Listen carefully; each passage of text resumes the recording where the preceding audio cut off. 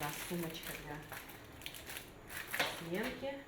Линейки, тетради, пеналы, ручки, альбомы и еще много всего. Все самое необходимое для юных жителей, которых скоро ждет новый учебный год. Сегодня портфели с канцелярией получили дети участников специальной военной операции и малоимущие семьи. Ребята спокойно ожидают своей очереди, чтобы получить рюкзаки. Теперь в 1 сентября школьники ждут еще больше, а многие из них и без того уже успели соскучиться по знакомым коридорам и школьным друзьям. Я внутри уже посмотрела, эта канцелярия, она очень поможет. Она очень хороша.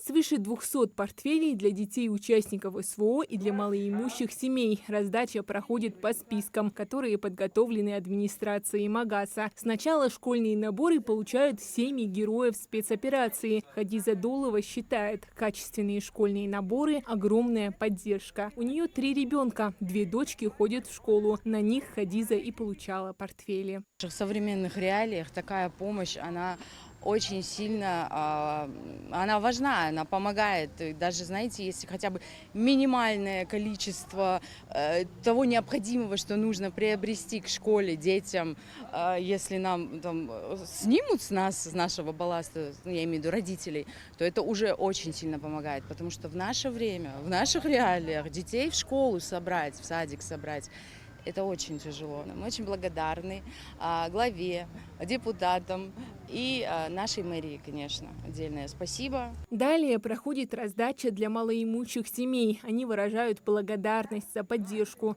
такую нужную именно сегодня. Эта категория граждан тоже традиционно получает школьные наборы в рамках акции «Собери ребенка в школу». Проходит она по инициативе главы региона Махмуда Али Калиматова и при поддержке депутатов Госдумы от Ингушетии.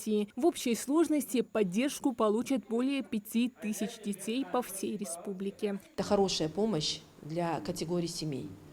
Данная акция проводится ежегодно, и мы бы хотели поблагодарить депутата Государственной Думы Бекхана Барахоева за ежегодную такую помощь.